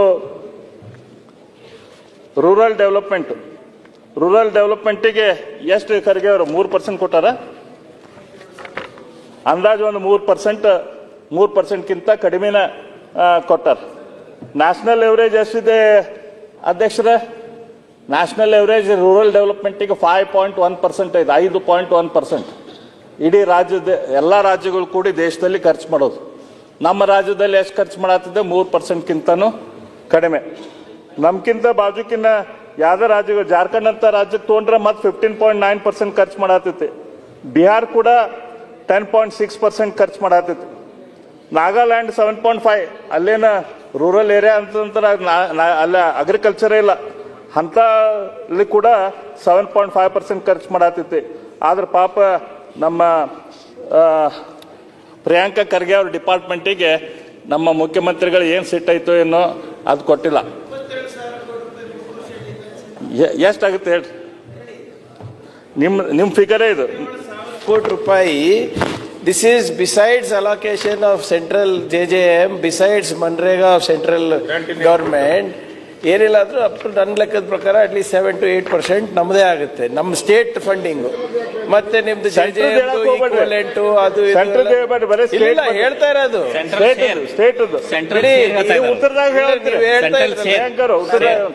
ನಮ್ಮ ಹೆಸರು ಉಲ್ಲೇಖಿಸ್ತಾರೆ, ಕೇಳ್ತಾರೆ, ಈಗ ನೀವು ಉತ್ತರ ಕೊಡಬೇಕಾದ್ರೆ ಕೊಡಿ ಅಂತ. ನಾನು ಸಿಂಪಲ್ ಹೇಳ್ತಾ ಇರೋದು, ಅಷ್ಟೇ ಕೇಳ್ತಾ ಇರೋದು. ಹೆಲ್ತ್ ನೋಡ್ತಾ ಇದೆ, ಈ ಫಿಗರ್ ಏನಾದ್ರು ತಪ್ಪಿದ್ರೆ ಸ್ವಲ್ಪ ಹೇಳ್ರಿ ನಮ್ಗೆ. ಹೆಲ್ತ್ ಇಡೀ ಸ್ಟೇಟ್ ಕಂಟ್ರಿಯಲ್ಲಿ ಬಜೆಟ್ ಇದೆ 6.2% is the average spend on health. All the States around 6.2% of their budget they are spending. ನಮ್ಮ ಬಜೆಟ್ ಎಷ್ಟಿದೆ ಮಾನ್ಯ ಅಧ್ಯಕ್ಷರೇ? 5% ಆಸ್ಪಾಸ್ ನಮ್ದು ಸ್ಪೆಂಡ್ ಇದೆ. ಸೊ ಬಟ್ ಬೇರೆ ರಾಜ್ಯಗಳಲ್ಲಿ ಯಾವ್ಯಾವ ರಾಜ್ಯದಲ್ಲಿ ಯಾವ ರೀತಿ ಮಾಡ್ತಾ ಇದ್ದಾರೆ ಆ ಮಾಹಿತಿ ನನ್ನ ಹತ್ರ ಇಲ್ಲ. ಬಟ್ ನಮ್ಮಲ್ಲಿ 5% ಇದೆ, ಮತ್ತು ನೀವು ನೋಡಿದ್ರೆ ನಾವು ಅದನ್ನು ಮೇಂಟೈನ್ ಮಾಡ್ಕೊಂಡು ಬರ್ತಾ ಇದೀವಿ. ಹಿಂದಿನ ಸರ್ಕಾರದಲ್ಲೂ ಏನಿತ್ತು, ಈ ನಿಮ್ಮ ಸರ್ಕಾರ ಇದ್ದಾಗಲೂ ಇವಾಗಲೂ ಏನಿದೆ ನೋಡ್ತಾ ಇದೀವಿ. ಕೇಂದ್ರ ಸರ್ಕಾರ ನೋಡಕ್ ಹೋದ್ರೆ ಆರೋಗ್ಯ ಇಲಾಖೆಗೆ ಬಹಳ ಕಡಿಮೆ ಆದ್ಯತೆ ಕೊಡ್ತಾ ಇದೆ ಕೇಂದ್ರ ಸರ್ಕಾರ. ಈ ಬಜೆಟ್ ನಲ್ಲೂ ಕೂಡ ಅವರ ಆದ್ಯತೆ ಕಾಣಲೇ ಇಲ್ಲ. ನಾನು ಕಳೆದ 4-5 ವರ್ಷದಿಂದ ಏನು ಆದ್ಯತೆ ಮೊದಲೇನಿತ್ತು ಈಗೇನ ಇದೆ ಅದ್ರ ಬಗ್ಗೆನೂ ಕೂಡ ಬರ್ತೇನೆ. ಹೆಲ್ತ್ದಲ್ಲಿ ನೋಡಿದ್ರು ಕೂಡ ಹೆಲ್ತ್ದಲ್ಲಿ ನಮ್ಮ ರಾಜ್ಯ ಸರ್ಕಾರದ ಇಷ್ಟು ದೊಡ್ಡ ಸಾಲ ಮಾಡಿ ಮುಖ್ಯಮಂತ್ರಿಗಳು ಹೆಲ್ತ್ದಲ್ಲಿ ಕೂಡ ಕಡಿಮೆ ಕೊಟ್ಟಿದ್ದಾರೆ. ಪಿಡಬ್ಲ್ಯೂಡಿಗೆ ನಮ್ಮ ಏನ್ ರಸ್ತೆ ಇವ್ರೆ bridge, ದೊಡ್ಡ ಇದ್ರ ಸಾಲ ಬಗ್ಗೆ ದೊಡ್ಡ ಸಾಲ ಅಂತಿರಲ್ಲ, ವಿತ್ತೀಯ ನಿಯಮದೊಳಗೆ ತಗೊಂಡಲ್ವ ನಾವು ಸಾಲವ? ನಾನು ವಿತ್ತೀಯ ನಿಯಮ ಬಿಟ್ಟು ತಗೊಂಡಿದೀವ? ವಿತ್ತೀಯ ನಿಯಮದ ಬಗ್ಗೆನೂ ಬರ್ತೇನೆ. ಶಿವಲಿಂಗ ವಿತ್ತೀಯ ಅವ್ರು ನಿಯಮಗಳ ಕೂತ್ಕೊಳ್ಳಿ. ನೀವು ಸೆಂಟ್ರಲ್ ಗವರ್ನಮೆಂಟ್ ವಿತ್ತೀಯ ನಿಯಮಗಳನ್ನ ಗಾಳಿ ತೂರಿ ಸಾಲ ಮಾಡಿರೋರು ಎಲ್ಲಾನು ಮಾಡಿರೋರು ಇರೋದು ನೀವು. ವಿತ್ತೀಯ ನಮ್ಮ ನಿಯಮ ಬಗ್ಗೆ ಕೂಡ ಅವ್ರು ಮಾತಾಡ್ತಾ ಇದ್ದಾರೆ. ವಿತ್ತೀಯ ನಿಯಮದ ಒಳಗೆ ಶಿವಲಿಂಗ ನಾವು ಅವ್ರು ಸುಮುಖ ಶಿವಲಿಂಗೇಗೌಡ್ರೆ ಅವ್ರು ಮಾತಾಡತ್ತಾರ, ಮಾತಾಡಿ ಮುಗಿಸ್. ಅಲ್ಲ, ಮಾತಾಡ್ರಿ. ಅವರು ನಮಗೆ ಡಿಸ್ಟರ್ಬೆನ್ಸ್ ಮಾಡಿದ್ದಾರೆ. ಅದೇ ರೀತಿ ಬ್ರಿಡ್ಜಸ್ ಬಗ್ಗೆ ವಿತ್ತೀಯ ನಿಯಮಗಳ ಮಾಡಿಲ್ಲ ಅಂತ ಅಂದ್ರೆ ಸಾಲ ಮಾಡಿ ಮಾಡ್ಯಾರ ಅಂದ್ರೆ ಏನ್ ಮಾಡಿದ್ದಾರೆ? ವಿತ್ತೀಯ ನಿಯಮಗಳು ತಗೋಬೇಕಾದ್ರೆ ಮಾತಾಡ್ಲಿ. ರಾಜ್ಯದಲ್ಲಿ ನಮ್ಮ ಅವಧಿಯಲ್ಲಿ ನಾವು ಮಾಡಿದಂತ ಕೆಲಸಗಳು, ನಾವು ಮಾಡಿದಂತ ಬಡ್ಜೆಟ್ ಬಗ್ಗೆ ಮಾತಾಡ್ಲಿ. ಅವ್ರು ಸೀದಾ ಕೇಂದ್ರ ಸರ್ಕಾರಕ್ಕೆ ಹೋಗ್ತಾರೆ. ರಾಜ್ಯ ಸರ್ಕಾರ ಹಿಂದಿನ ಸರ್ಕಾರದ ಬಗ್ಗೆ ಮಾತಾಡ್ಲಿ. ಎಂಪಿಗಳಿದ್ದಾರೆ ಪಾರ್ಲಿಮೆಂಟ್ ನಲ್ಲಿ ಮಾತಾಡಿ. ಪಾರ್ಲಿಮೆಂಟ್ ಮಾತಾಡ್ಲಿಕ್ಕೆ ಅವ್ರಿಗೆ ಬಾಯಿಲ್ಲ, ಅವ್ರಿಗೆ ಮಾತಾಡ್ಲಿಕ್ಕೆ ವಿಚಾರ ಇಲ್ಲ. ರಾಜ್ಯದ ಪಾರ್ಲಿಮೆಂಟ್ ವಿಚಾರ ತಂದು ಇಲ್ಲೇ ಮಾತಾಡ್ಲಿಕ್ಕೆ ಬರ್ತಾರೆ. ಗುಜರಾತ್ಗೆಲ್ಲ ಅವ್ರೇನಾದ್ರು ಕಂಪ್ಯಾರಿಸನ್ ಮಾಡೋದಾದ್ರೆ ನಮ್ಮ ಹಿಂದಿನ ಸರ್ಕಾರ ಬಗ್ಗೆ ಮಾಡಿ. ಗುಜರಾತ್ಗೆಲ್ಲ ಐತಾ? ನಮ್ ಗವರ್ಮೆಂಟ್ ಬಗ್ಗೆ ಮಾತಾಡಿ ಜಾರ್ಜ್ ಅವರೇ. ಏ ಶಿವಲಿಂಗೇಗೌಡ್ರೆ, ನಮ್ ಗವರ್ಮೆಂಟ್ ಬಗ್ಗೆ ಮಾತಾಡಿ. ಗುಜರಾತ್ಗೆಲ್ಲ ಇದೆಯಾ ಮಾತಾಡಕ್ಕೆ? ನೀವು ರಾಜ್ಯ ಸರ್ಕಾರದ ನಮ್ಮ ಸರ್ಕಾರದಲ್ಲಿ ನಿಮ್ಮ ಸರ್ಕಾರದಲ್ಲಿ ಪ್ರಜೆಗಳು ಸೆಂಟ್ರಲ್ ಸ್ಟೇಟ್ ಕಂಪೇರ್ ಮಾಡ್ಲಿಕ್ಕೆ ಟ್ಯಾಕ್ಸ್ ನಮಗೆ ಬರುತ್ತೆ, ನಮ್ ಟ್ಯಾಕ್ಸ್ ಹೋಗುತ್ತೆ, ನಮಗೆ ಬರುತ್ತೆ. ನಮಗೂ ಕೇಂದ್ರ ಸರ್ಕಾರ ಇರೋದೇ ಸಂಬಂಧ. ಹೋದಾಗ ಮಾತಾಡಿರಂತೆ ನೀವು ಪ್ರಾರಂಭ ಮಾಡಿ. ಮಾನ್ಯ ಅಧ್ಯಕ್ಷರೇ, ನೀವು ಗುಜರಾತ್ ಇದೆಲ್ಲ ಅಲ್ಲ. ಶಿವಲಿಂಗೇಗೌಡರು ಕೇಳ್ತಾ ಇದ್ದಾರೆ, ಅದ್ರ ಬಗ್ಗೆ ಕೂಡ ನಾನು ಅಂಕಿ ಸಂಖ್ಯೆ ಕೊಡ್ತೇನೆ. ಕೇಂದ್ರ ಸರ್ಕಾರದ 10 ವರ್ಷ UPA ಗವರ್ಮೆಂಟ್ ಇದ್ದು 11 ವರ್ಷ ನರೇಂದ್ರ ಮೋದಿ ಅವರ ಸರ್ಕಾರದ ಅಂಕಿ ಸಂಖ್ಯೆಗಳನ್ನು ಕೂಡ ಅದನ್ನು ಕೂಡ ಕೊಡ್ತೀನಿ. ಅದಕ್ಕೆ ಸ್ವಲ್ಪ ಶಿವಲಿಂಗೇಗೌಡರು ಸ್ವಲ್ಪ ಶಾಂತ ರೀತಿಯಿಂದ ಕೇಳ್ರಿ. ಅದ್ರ ಜೊತೆ ಈಗ ಹೆಲ್ತ್ ಬಗ್ಗೆನೂ ಕೂಡ ನಾನು ಹೇಳಿದೆ. ಅದ್ರ ಬಗ್ಗೆ ರಸ್ತೆಗಳ ಬಗ್ಗೆ ಅರೌಂಡ್ 2.7% ನಮ್ಮ ರಸ್ತೆ ಬ್ರಿಡ್ಜ್ಗಳ ಬಗ್ಗೆ ನಮ್ಮಲ್ಲಿ ಖರ್ಚಾಗ್ತಾ ಇದ್ದಾರೆ. ಇಡೀ ನ್ಯಾಷನಲ್ ಎವರೇಜ್ 4.3% ಇದೆ. ಇದು ಬೇರೆ ಬೇರೆ ಚಿಕ್ಕ ಪುಟ್ಟ ರಾಜ್ಯಗಳಕ್ಕಿಂತನೂ ನಮ್ಮ ರಾಜ್ಯದಲ್ಲಿ ರಸ್ತೆಗಳ ಬಗ್ಗೆ ಕಡಿಮೆ ದುಡ್ಡನ್ನ ಈ ಸರ್ಕಾರ ಕೊಟ್ಟೈತಿ. ಅದೇ ರೀತಿ ಪೊಲೀಸ್ ಬಗ್ಗೆ ನೋಡಿದ್ರೆ ಲಾ ಅಂಡ್ ಆರ್ಡರ್ದಾಗೂ ಸತೆ 4.1% ರಾಷ್ಟ್ರೀಯ ಖರ್ಚು ಮಾಡುವಂಗಿದ್ರೆ ನಮ್ಮ ರಾಜ್ಯದಲ್ಲಿ ಅರೌಂಡ್ 3.5% ಖರ್ಚು ಮಾಡ್ತಿದ್ದಾರೆ. ಅದೇ ರೀತಿ ಅರ್ಬನ್ ಡೆವಲಪ್ಮೆಂಟ್, ನಾನು ವಿಶೇಷವಾಗಿ ಅರ್ಬನ್ ಡೆವಲಪ್ಮೆಂಟ್ ಬಗ್ಗೆ ರಾಜ್ಯದ ಗಮನ ಸೆಳೆಯಕ್ಕೆ ಇಚ್ಛೆ ಪಡ್ತೇನೆ. ವಿಶೇಷವಾಗಿ ನಮ್ಮ ಬೆಂಗಳೂರಿನ ಮಿತ್ರರು ಇದನ್ನು ತಾವು ಗಮನ ಕೊಡಬೇಕು. ಅರ್ಬನ್ ಡೆವಲಪ್ಮೆಂಟು ನಮ್ಮ ರಾಷ್ಟ್ರೀಯ ಅವರೇಜ್ ಬಜೆಟ್ 3.3% ಸ್ಪೆಂಡ್ ಮಾಡಿದ್ರೆ ನಮ್ಮ ಕರ್ನಾಟಕದಲ್ಲಿ ಆಕ್ಚುಲಿ ಸ್ಪೆಂಡ್ ಆಗಿದ್ದು 0.6%. ಇವತ್ತು ನಮ್ಮ ಬೆಂಗಳೂರು ದೊಡ್ಡ ನಗರ, ಇಡೀ ನಮ್ಮ ರಾಜ್ಯಕ್ಕೆ ರೆವಿನ್ಯೂ ತಂದು ಕೊಡುವಂಥ ನಗರ. ದೇಶ ವಿದೇಶದಿಂದ ಜನ ಇಲ್ಲಿ ಬಂದು ನೋಡಕ್ಕೆ ಬರ್ತಾರೆ. ಆದರೆ ಈ ನಗರಕ್ಕೆ ಏನು ನಾವು ನೋಡ್ತೀವಿ, ಏನು ರಸ್ತೆಗಳ ಪರಿಸ್ಥಿತಿ ಏನೈತಿ, ಇಲ್ಲಿರುವಂಥ ಇನ್ಫ್ರಾಸ್ಟ್ರಕ್ಚರ್ ಪರಿಸ್ಥಿತಿ ಏನೈತಿ ಅಂತ ನಾವು ನೋಡ್ತೇವೆ. ಇದ್ಯಾಕೆ ಕಡಿಮೆ ಐತೆ ಅಂತಂದ್ರೆ ಇದಕ್ಕೆ ಟೋಟಲ್ ಬಜೆಟ್ ಅಲೋಕೇಶನ್ ಕಡಿಮೆ ಐತಿ. ನಮ್ಮ ಹುಬ್ಬಳ್ಳಿ ಧಾರವಾಡ ಆಗಲಿ, ಬೆಳಗಾಂ ಆಗಲಿ, ಬಳ್ಳಾರಿ ಆಗಲಿ, ಇವತ್ತು HKDB ಇರುವಂಥ ಏರಿಯಾಗಳು ಅವು ಚೆನ್ನಾಗಿದ್ದಾವೆ. ಯಾಕಂದ್ರೆ ಅಲ್ಲೊಂದು ಸ್ವಲ್ಪ ದುಡ್ಡು ಬರ್ತಾ ಇದೆ. ಆದರೆ ಬೇರೆ ಕಡೆ ಎಲ್ಲ ಈ ನಗರಗಳು ಹಿಂದುಳಿಯಾಕ ಕಾರಣ ಅಂತಂದ್ರೆ ಇಲ್ಲಿ ಬಜೆಟ್ ಅಲೋಕೇಶನ್ ಕಡಿಮೆ ಐತಿ. ಇದು ನಮ್ಮ ರಾಜ್ಯದ ಬೆಳವಣಿಗೆ ದೃಷ್ಟಿಯಿಂದ ಭಾಳ ನಾವೆಲ್ಲರೂ ವಿಚಾರ ಮಾಡುವಂಥ, ಚಿಂತೆ ಮಾಡುವಂಥ ವಿಚಾರ. ಮಾನ್ಯ ಅಧ್ಯಕ್ಷರೇ, ನಾನು ಇದನ್ನು ನೋಡ್ತಾ ಇದ್ದೆ. ಹೌದಪ್ಪ, ಈಗ ಈ ವರ್ಷದ ಬಜೆಟ್ದಲ್ಲಿ ಕಡಿಮೆ ಆಗೈತೋ ಅಥವಾ ಮೊದಲು ಕೂಡ ಇದೇ ರೀತಿ ಏನರ ಆಗಿತ್ತು ಅಂಥೇಳಿ. ಮೊದಲಿನ ಸರ್ಕಾರದಲ್ಲಿ ಏನಾಗಿದೆ ನಾನು ಸ್ವಲ್ಪ ಕಂಪೇರ್ ಮಾಡ್ತಾ ಇದ್ದೆ. ಮೊದಲು ನಮ್ಮ BJP ಕೊನೆ ಬಜೆಟ್ ಏನು ಬೊಮ್ಮಾಯಿ ಪ್ರೆಸೆಂಟ್ ಮಾಡಿದರು. ನಾವು ವಿಚಾರ ಮಾಡಬೇಕು, ಬೊಮ್ಮಾಯಿ ಪ್ರೆಸೆಂಟ್ ಮಾಡಿದಂಥ ಸಮಯದಲ್ಲಿ ಎಲೆಕ್ಷನ್ ಬರ್ತಾ ಇತ್ತು. ಎಲೆಕ್ಷನ್ ಬರ್ಬೇಕಾದ್ರೆ ಮಾನಸಿಕ ಸ್ಥಿತಿ ಹೆಂಗಿರ್ತೈತೆ ಅಂತಂದ್ರೆ ಬಜೆಟ್ ಏನರ ಆಗಲಿ ನಾವು ಒಂದು ಎಲ್ಲ ಘೋಷಣೆ ಮಾಡಿ ಹೋಗೋಣ, ಒಂದು ರೀತಿ ಅದ್ರದ್ದು ಬಜೆಟ್ದ ಅದು ವಿತ್ತೀಯ ಕೊರತೆ, ಫಿಸ್ಕಲ್ ಡೆಫಿಸಿಟ್ ಅದು ಯಾವುದು ನೋಡೋದು ಬೇಡ ಅನ್ನುವಂಥ ಮನಸ್ಥಿತಿ ಯೂಶುವಲಿ ರಾಜಕಾರಣಿಗಳದ್ದು ಇರ್ತೈತಿ. ಆದ್ರೆ ಜನಪ್ರಿಯ ಬಜೆಟ್ ಅನ್ನು ಕೊಡಕ್ಕೆ ಪ್ರಯತ್ನ ಮಾಡ್ತಾರೆ. ಆದ್ರೆ ಅಂಥ ಟೈಮ್ದಲ್ಲಿ ಕೂಡ ಅತ್ಯಂತ ರೆವೆನ್ಯೂ ಸರ್ಪ್ಲಸ್ ಇದ್ದಂಥ ಬಜೆಟನ್ನು ಬೊಮ್ಮಾಯಿ ಅವರು ಭಾರತೀಯ ಜನತಾ ಪಕ್ಷದ ಸರ್ಕಾರ ಕೊಡ್ತು. ನಾವು ಅದನ್ನು ಈಗಿನ ಕಂಪೇರ್ ಮಾಡಿದರೆ ಕೃಷಿ ಇಲಾಖೆಯಲ್ಲಿ 7,288 ಕೋಟಿ ರೂಪಾಯಿ ಬೊಮ್ಮಾಯಿ BJP ಸರ್ಕಾರದ ಕೊಟ್ಟಿದ್ರೆ ಈಗಿನ ನಮ್ಮ ಸರ್ಕಾರ ಕೊಟ್ಟಿರೋದು ಕೇವಲ 5,044 ಕೋಟಿ ರೂಪಾಯಿ. ಅಂದ್ರೆ ಆಲ್ಮೋಸ್ಟ್ ಒಂದು 2,244 ಕೋಟಿ ರೂಪಾಯಿ ಕಡಿಮೆ ಮಾಡಿದ್ದಾರೆ. ಸಹಕಾರ ಇಲಾಖೆ, ಕೋಆಪರೇಟಿವ್ ಇಲಾಖೆ 2,800 ನಮ್ಮ ಸರ್ಕಾರ ಕೊಟ್ಟಿದ್ರೆ ಈ ಸರ್ಕಾರ 2,300, ಒಂದು 500 ಕೋಟಿ ರೂಪಾಯಿ ಅಲ್ಲೇ ಕಡಿಮೆ ಆಗೈತೆ. ನಗರಾಭಿವೃದ್ಧಿ ಇಲಾಖೆಗೆ 17,000 ಕೋಟಿ ರೂಪಾಯಿ ನಮ್ಮ ಸರ್ಕಾರ ಕೊಟ್ಟಿದ್ರೆ ಈಗಿನ ಸರ್ಕಾರ ಅದನ್ನು ಕಡಿಮೆ ಮಾಡಿ 16,000 ಕೋಟಿಗೆ ಇಳಿಸೈತೆ. ಅದೇ ರೀತಿ ಲೋಕೋಪಯೋಗಿ ಇಲಾಖೆಯಲ್ಲಿ 12,400 ನಮ್ಮ ಸರ್ಕಾರ ಕೊಟ್ಟಿದ್ರೆ ಈಗಿನ ಸರ್ಕಾರ 9,800 ಕೋಟಿ ಕೊಟ್ಟಿದೆ. ಭಾರಿ ನೀರಾವರಿ ಇಲಾಖೆಗೆ ನಮ್ಮ ಭಾರಿ ಮಂತ್ರಿಗಳು DCM ಅವರು 19,600 ಆ ಸಮಯದಲ್ಲೇ ನಮ್ಮ ಸರ್ಕಾರ ಇದ್ದಾಗ ಕೊಟ್ಟಿದ್ರೆ ಈಗ ಅವ್ರಿಗೆ ಮುಖ್ಯಮಂತ್ರಿಗಳ ಅವ್ರದ್ದು ಡಿಪಾರ್ಟ್ಮೆಂಟ್ ಬಜೆಟ್ ಅಲೋಕೇಶನ್ ಇಳಿಸಿ 18,000 ಚಿಲ್ಲರ ಕೋಟಿಗೆ ತೆಗೆದುಕೊಂಡು ಬಂದಿದ್ದಾರೆ. ಈ ರೀತಿ ನಮ್ಮದು ಮೊದಲಿನ ಬಜೆಟ್ಗಳನ್ನು ಕಂಪೇರ್ ಮಾಡಿದ್ರು ಕೂಡ ಈ ಸರ್ಕಾರ ತನ್ನ ವೆಚ್ಚ ಏನು ಕೊಡಬೇಕು, ಬಂಡವಾಳ ವೆಚ್ಚ ಮಾಡಬೇಕು ಅಥವಾ ಬೇರೆ ಡಿಪಾರ್ಟ್ಮೆಂಟಲ್ ಎಕ್ಸ್ಪೆನ್ಸಸ್ ಏನು ಮಾಡಬೇಕು ಅದನ್ನು ಕಡಿಮೆ ಮಾಡೈತಿ. ಅದೇ ರೀತಿ ನಮ್ಮ ರಾಷ್ಟ್ರೀಯ ಅಂಕಿ ಸಂಖ್ಯೆಗಳನ್ನು ನೋಡಿದಾಗ ಕೂಡ ಕಡಿಮೆ ಆಗೈತಿ. ಮಾನ್ಯ ಅಧ್ಯಕ್ಷರೇ, ನಮ್ಮ ರಾಜ್ಯ ಸರ್ಕಾರ ಇವತ್ತೇನು 4 ಲಕ್ಷ ಆಗೈತಲ್ಲ, ಇದು 4 ಲಕ್ಷ ರೂಪಾಯಿ 4,09,000 ಕೋಟಿದೇನು ಇವತ್ತು ಬಜೆಟನ್ನು ಎಸ್ಟಿಮೇಟ್ ಮಾಡಿದ್ದಾರೆ. ಇದರಲ್ಲಿ ನಾ ಹೇಳಿದೆ 2,92,000 ಕೋಟಿ ನಮ್ಮ ಉತ್ಪನ್ನ ಐತಿ. ಈ ಉತ್ಪನ್ನ ಎಲ್ಲೆಲ್ಲಿಂದ ಬರ್ತೈತಿ ಅಂಥೇಳಿ ನಾನು ನೋಡಾತಿದ್ದೆ. ನಮ್ಮ ಸ್ಟೇಟ್ GSTಯಿಂದ 80,000 ಕೋಟಿ ಬಂದ್ರೆ ನಮ್ಮ ಎಕ್ಸೈಸ್ದಿಂದ 40,000 ಕೋಟಿ ಬರ್ತಾ ಇದೆ, ಎಕ್ಸೈಸ್ ಸರಾಯಿಯಿಂದ. ಅದಾದ್ಮೇಲೆ ಒಂದು 28,000 ಕೋಟಿ ನಮ್ಮ ಸ್ಟ್ಯಾಂಪ್ ಡ್ಯೂಟಿ ಮತ್ತು ಬೇರೆ ನಮ್ಮ ಸೆಂಟ್ರಲ್ ಗೌರ್ಮೆಂಟ್ ಗ್ರಾಂಟ್ಸ್ ಗಿಂಟ್ಸೋದು ಬರ್ತಾ ಇದೆ. ಮಾನ್ಯ ಅಧ್ಯಕ್ಷರೇ, ಈ ಸರ್ಕಾರ ನೀವು ಎಲ್ಲರೂ ವಿಚಾರ ಮಾಡ್ಬೇಕಾಯ್ತು. ಕೇವಲ ಸರ್ಕಾರ ಅಲ್ಲ, ಪ್ರಿಯಾಂಕಾ ಅವ್ರ ತಾವೊಂದು ಸ್ವಲ್ಪ ಲಕ್ಷ್ಯ ಕೊಟ್ಟರೆ ಇದ್ರ ಬಗ್ಗೆ ನಾವೆಲ್ಲರೂ ವಿಚಾರ ಮಾಡುವಂಥ ವಿಚಾರ ಐತಿ. ಇದು ನಾನು ಹೆಚ್ಚು ರಾಜಕಾರಣದ ಬಗ್ಗೆ ಮಾತಾಡ್ತಾ ಇಲ್ಲ. ಇದು ಏನಿದ್ದು ರಾಷ್ಟ್ರಕ್ಕೆ ಜನತೆಗೆ ಸಂಬಂಧಪಟ್ಟಂಥ ವಿಷಯಗಳ ಬಗ್ಗೆ ನಾನು ಮಾತಾಡ್ತೇನೆ. ಎಕ್ಸೈಸ್ ಬಗ್ಗೆ 40,000 ಕೋಟಿ ರೂಪಾಯಿ ಮಾನ್ಯ ಅಧ್ಯಕ್ಷರೇ ಈ ವರ್ಷ ನಮ್ಮ ರಾಜ್ಯದ ರೆವಿನ್ಯೂ ಕಲೆಕ್ಷನ್. ನಮ್ಮ ಎಕ್ಸೈಸ್ದು ಹೆಂಗೈತಿ ಸಿಸ್ಟಮು, ಎಕ್ಸೈಸ್ದಲ್ಲಿ ಸುಮಾರು ಒಂದು 18 ಸ್ಲ್ಯಾಬ್ಗಳದಾವ. ಎಕ್ಸೈಸ್ ಡಿಪಾರ್ಟ್ಮೆಂಟಿಗೆ 18 ಸ್ಲ್ಯಾಬ್ ಇದ್ರೆ ಆ 18 ಸ್ಲ್ಯಾಬ್ ಹೆಂಗಿದೆ, ಮೊದಲೇದು ಸ್ಲ್ಯಾಬು 400ರಿಂದ 450 ರೂಪಾಯಿ ಪರ್ ಲೀಟರ್. ಅದಕ್ಕೆ ಒಂದು ಟ್ಯಾಕ್ಸ್ ಐತಿ. 450ರಿಂದ 500 ರೂಪಾಯಿ ಸೆರೆಗೆ ಒಂದು ಟ್ಯಾಕ್ಸ್ ಐತಿ. ಈ ರೀತಿ ಸೆರೆ ರೇಟ್ ಹೆಚ್ಚಾಕೊಂತ ಹೋದಂಗೆ ಬೇರೆ ಬೇರೆ ಟ್ಯಾಕ್ಸ್ ಸ್ಲ್ಯಾಬ್ ಐತಿ. ನಮ್ಮ ಇದೇನು ಎಕ್ಸೈಸ್ ಡಿಪಾರ್ಟ್ಮೆಂಟದ್ದು 40,000 ಕೋಟಿ ರೂಪಾಯಿ ರೆವಿನ್ಯೂ ಏನು ಬರೋದೈತಲ್ಲ, ನಮ್ಮ ಮಾನ್ಯ ಮುಖ್ಯಮಂತ್ರಿಗಳ ಜನರಿಂದ ತೆಗೆದುಕೊಳ್ಬೇಕಂತ ಮಾಡಿದಾರೆ. ಅದರಾಗ 90% ರೆವಿನ್ಯೂ, 90% ಎಕ್ಸೈಸ್ದ ಇನ್ಕಮು ಫಸ್ಟ್ 4 ಸ್ಲ್ಯಾಬ್ಸ್ದಿಂದ ಬರ್ತೈತಿ. ಮೊದಲ 4 ಸ್ಲ್ಯಾಬ್ಗಳು. ಮೊದಲ 4 ಸ್ಲ್ಯಾಬ್ಗಳು ಅಂದ್ರೆ ಯಾರು ಬಡವ್ರು ಯಾರು ಸರಾಯಿ ಕುಡಿತಾರಲ್ಲ, ಬಡವರು ಕುಡಿಯುವಂಥ ಸರಾಯಿಯಿಂದ ಮೊದಲು 90% ಇನ್ಕಮ್ ಬರ್ತೈತಿ. ಅಂದ್ರೆ 40,000 ಕೋಟಿ ರೂಪಾಯಿ ಇದೇನು ನಮ್ದು ಟ್ಯಾಕ್ಸ್ ಪ್ಲಾನ್ ಮಾಡಿದಾರ. ಅದ್ರಾಗ ಅಂದಾಜು 30. ಇನ್ನು ಎಷ್ಟು ಸಮಯ ಬೇಕು? ಸಾರಿ, ಇನ್ನು ಎಷ್ಟು ಸಮಯ ಬೇಕು? ನನಗೆ ಬೇಕು ಇನ್ನೂ 1 ಗಂಟೆ ಕನಿಸ್ಬೇಕು. ಇಲ್ಲ, ನಾನು ಹೇಳಿದ್ದೇನೆ ಮೊದಲ ಮೆಂಬರ್ಸ್ ಬಾಳ ಇದ್ದಾರೆ.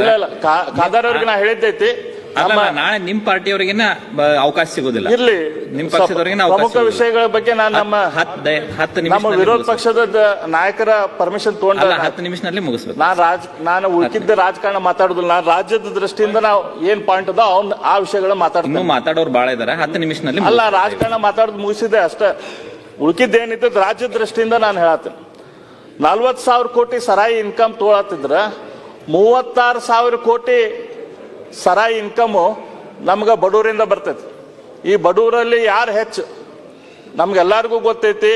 ಪರಿಶಿಷ್ಟ ವರ್ಗ, ಪರಿಶಿಷ್ಟ ಜಾತಿ, ಹಿಂದುಳಿದ ವರ್ಗದಲ್ಲೇ ಬಡವರು ಹೆಚ್ಚು. ಅವರಿಂದ ನಾವು 36,000 ಕೋಟಿ ರೂಪಾಯಿ ಬರೀ ಸರಾಯಿಯಿಂದ ನಾವು ಅವರಿಂದ ಟ್ಯಾಕ್ಸ್ ತಗೊಳತ್ತೀವಿ. 36,000 ಕೋಟಿ ಟ್ಯಾಕ್ಸ್ ಸರಾಯಿ ಮೇಲೆ ಕೊಡತ್ತಾರಂತಂದ್ರೆ ಇನ್ನೊಂದು 50,000-60,000 ಕೋಟಿ ರೂಪಾಯಿ ಸರಾಯಿ ಅವ್ರು ಕುಡಿತಿರ್ತಾರೆ. ಅಂದ್ರೆ ಸುಮಾರು 1 ಲಕ್ಷ ಕೋಟಿ ರೂಪಾಯಿ ನಾವು ಅವ್ರ ಕಡೆಯಿಂದ ನಾವು ಸರಾಯಿಗೆ ಕುಡಿಸಿ ಅವ್ರ ಕಡೆಯಿಂದ 36,000 ಕೋಟಿ ರೂಪಾಯಿ ನಾವು ವಸೂಲು ಮಾಡಿ ಅವ್ರಿಗೆ ಏನು ಕೊಡ್ತೀವಪ್ಪ, ನಾವೇನಂತ ಹೇಳ್ತೀವಿ ಅವರಿಗೆ, ನಾವು ಗೃಹಲಕ್ಷ್ಮಿ ಕೊಡ್ತೀವಿ, ಅವರಿಗೆ ಬೇರೆ ಬೇರೆ ನಾವು ಸ್ಕೀಮ್ಗಳು ಕೊಡ್ತೀವಿ ಅಂತ ಹೇಳ್ತೇವೆ. ನಾವು ಈ ವರ್ಷ ಗೃಹಲಕ್ಷ್ಮಿಗೆ ಎಷ್ಟು ಕೊಡಾತೀವಿ ಅಂದ್ರೆ ಮನೆಗೆ 2,000 ರೂಪಾಯಿ ಕೊಡಾತೀವಲ್ಲ ಎಲ್ಲರಿಗೂ, ಅವ್ರಿಗೆಲ್ಲರಿಗೂ ಕೂಡಿ 28,608 ಕೋಟಿ ರೂಪಾಯಿ ಸರ್ಕಾರದಿಂದ ಕೊಡಾತೈತಿ, 2,000 ರೂಪಾಯಿ. ಆದ್ರೆ ಅವ್ರ ಕಡೆಯಿಂದ ವಸೂಲು ಮಾಡ್ತಾ ಇರೋದು ಎಷ್ಟು, ನಾವು ಬರೀ ಸರಾಯಿಂದ ನಾ ಹೇಳ್ತಾ ಇರೋದು, ಸರಾಯಿಂದ 36,000 ಕೋಟಿ ರೂಪಾಯಿ ಟ್ಯಾಕ್ಸ್. ಯಾವಾಗಲೂ ಸರಾಯಿ ಮೇಲೆ ಎಕ್ಸೈಸ್ ಡ್ಯೂಟಿ ಹಾಕ್ತಾನೆ ಇದ್ದಾರೆ. ಈ ವರ್ಷ ಏನ್ ಹಾಕಿಲ್ಲ, ಹೊಸದಾಗಿ ಏನ್ ಹಾಕಿಲ್ಲ. ಇಲ್ಲ ನೋಡ್ರಿ, ನಾನು ಈ ವರ್ಷದ ರಾಜ್ಯ ಯಾವ ರೀತಿ ಮುಂದುವರಿಸಬೇಕು ಎಲ್ಲರೂ ವಿಚಾರ ಮಾಡುವಂತದ್ದು ಅವಶ್ಯಕತೆ. ಎಲ್ಲರೂ ಕುಡಿತಾರೆ ಸ್ವಾಮಿ. ಅಲ್ಲ ಕುದುವರಿ, ನಾನು ಮಾತಾಡ್ಬೇಡ್ರಿ. ಅದಕ್ಕೋಸ್ಕರ ಬಡವರು ನಾವು ಯಾಕೆ ಮಾತಾಡ್ತೀರಾ? ನಾವು ಕೊಡೋದಿಲ್ಲ. ಮಾನ್ಯ ಅಧ್ಯಕ್ಷರೇ, ನಾನು ಅಂಕಿಅಂಶ ಎದಕ್ಕೆ ಹೇಳ್ತಾ ಇದ್ದೇನೆಂದ್ರೆ, ನಮ್ಮ ರಾಜ್ಯ ಸರಾಯಿ ಮೇಲೆ ಡಿಪೆಂಡೆಂಟ್ ಆಗ್ಬೇಕು, ನಮ್ಮ ರಾಜ್ಯದ ಬುನಾದಿ ಸರಾಯಿ ಮೇಲೆ ಆಗ್ಬೇಕು. ಇದೇ ರೀತಿ ಸರಾಯಿ ಮೇಲೆನೆ ನಾವು ರಾಜ್ಯ ಬೆಳೆಸ್ಕೊಂತ ಹೋದಿವಿ ಅಂತಂದ್ರೆ ಎಲ್ಲಿ ತನಕ ಹೋಗ್ಬಿಡ್ತೇವೆ. ಯಾವ್ದ್ರ ಮೇಲೆ ಬೇರೆ ರಾಜ್ಯದ ನಮ್ಮ ರಾಜ್ಯ ಮಾತಾಡ್ಬೇಕು ನೀವು. ನಿಮ್ ಸರ್ಕಾರ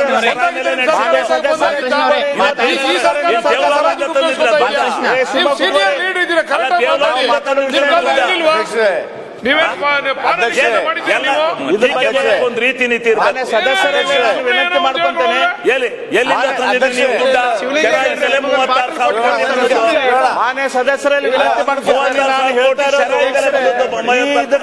ಉಪನಾಯಕರೇ, ಇಲ್ಲ ಅವ್ರೇನ್ ಹೇಳ್ತಾ ಇರೋದು, ಏನೋ ನಾವು ಆಪರೇಷನ್ ದುಡ್ಡ ಸರ್ಕಾರ ಮಾಡ್ತಾ ಇದ್ದೀವಿ, ನೀವು ಬರೀ ಪ್ರಯತ್ನ ನೀವು ಮಾಡಿಲ್ಲ. ನೀವು 34,000 35,000 ಕೋಟಿ ರೂಪಾಯಿ ಟಾರ್ಗೆಟ್ ಕೊಟ್ಬಿಟ್ಟೆ ನೀವು ಮಾಡಿರೋದು. ಅದು ಕಾಲಕ್ರಮೇಣ ಜಾಸ್ತಿ ಹಾಕೊಂಡು ಬರ್ತಾ ಇರೋದು. ಹೌದಪ್ಪ, ನೀವು ನಿಷೇಧಕ್ಕೋಸ್ಕರ ಹೋರಾಟ ಮಾಡಿದ್ರಿ, ನೀವೆಲ್ಲ ಬೀದಿಗಿಳಿದಿ, ನೀವು ಇದೆಲ್ಲ ನಿಷೇಧ ಆಗ್ಬೇಕು, ಯಾರು ಇದರಿಂದ ನೀವು ತೆರಿಗೆನೆ ಸಂಪಾದನೆ ಮಾಡಬಾರ್ದು ಅಂದ್ರೆ ನಿಮ್ ನೈತಿಕತೆ ಇದೆ. ನಿಮ್ದ್ರಲ್ಲಿ 35,000 ಕೋಟಿ ಇತ್ತು, ಈಗ 38,000 ಕೋಟಿ ಇದೆ. ನಾವು ಮಾಡಿಲ್ಲ ಗುಜರಾತ್ ನೋಡಿ, ಸರ್ಕಾರ ಇದ್ದಾಗ ಅವರು ಮಾಡ್ಯಾರೆ, ಇವ್ರು ಮಾಡ್ಯಾರೆ. ಅಧ್ಯಕ್ಷರೇ, ನಾವು ರಾಜ್ಯ ಯಾವ ರೀತಿ ಮುಂದೆ ತಲೆ ಮೇಲೆ ಹೊಡೆದು ಅಲ್ಲ ಅಧ್ಯಕ್ಷರೇ, ಮಕ್ಕಳಿಗೆ ತಲೆ ಮೇಲೆ ಹೊಡೆದು ಇದ್ದಾಗ ನಮ್ ಸರ್ಕಾರ ಇದನ್ನ ಸರ್ಕಾರ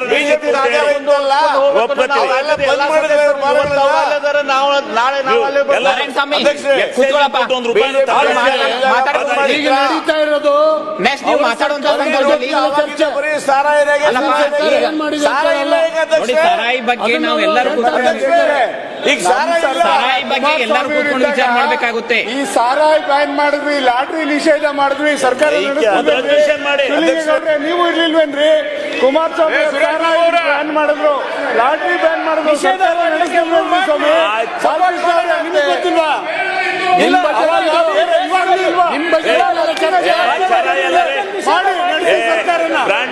ಸರ್ಕಾರ ನಡೆಸಿ ಬೇರೆ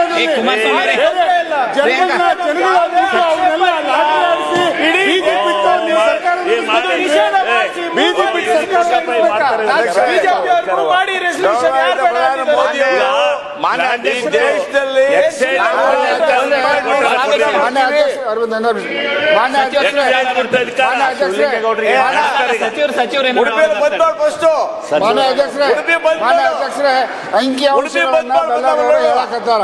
ಅವರು ತಾಳ್ಮೆಯಿಂದ ಕುಂತ್ಕೊಂಡ್ ಕೇಳಿ, ಅದ್ರಾಗ ಏನಾರ ತಪ್ಪಿದ್ರೆ ಅವ್ರಿಗೆ ಸಮಜಾಯಿಸಿ ಕೊಡಕ್ ಅವಕಾಶ ಐತಿ. ಈಗ ತಾನೇ ಪ್ರಾರಂಭ ಮಾಡ್ಯಾರ, ಇನ್ ಎಷ್ಟೊತ್ತಿ ಮುಗಿಸ್ತೀರ ಅಂತ ಕೇಳ್ತೀರ. ತಕರಾರಿಲ್ಲ, ನಮ್ಗೆ ನೀತಿ ಪಾಠ ಹೇಳ್ತಾ ಇದೀರಲ್ಲ, ಅದ್ರ ಬಗ್ಗೆ ತಕರಾರಿದೆ. ನಾನು ಯಾರಿಗೂ ನೀತಿ ಪಾಠ ಹೇಳ್ತಾ ಇಲ್ಲ. ನಿಮ್ಮ ಸರ್ಕಾರದಲ್ಲಿ ನೀವು ಉಸುಲನೆ ಮಾಡಿಲ್ಲ, ನೀವು ನಿಷೇಧಕ್ಕೆ ಹೋರಾಟ ಮಾಡಿದ್ರಿ ಅಂದ್ರೆ ನಾನು ಒಪ್ಕೊಂತೀನಿ. ಎಲ್ಲಿ ಮಾಡಿದೀರಾ? ಈಗ ಪಾಸ್ ಮಾಡ್ರಿ, ಇವಾಗಲೇ ರೆಸಲ್ಯೂಷನ್ ಮೂವ್ ಮಾಡಿ, ಪ್ರಿಯಾಂಕಾ ಮಾಡಿ, ಇವಾಗಲೇ ರೆಸಲ್ಯೂಷನ್ ಮೂವ್ ಮಾಡಿ. ಬಟ್ ಹಿಂಗೆ ಯಾವಾಗ ಬೇಕಾವಾಗ ಗಾಂಧಿ ತತ್ವ ಉಪಯೋಗ ಮಾಡೋದು, ಯಾವಾಗ ಬೇಕಾವಾಗ RSS ತತ್ವ ಉಪಯೋಗ ಮಾಡೋದು. ನೀವು ಅದನ್ನ ಮಾಡ್ತಾರೆ, ವಿರೋಧ ಪಕ್ಷದ ಉಪನಾಯಕರು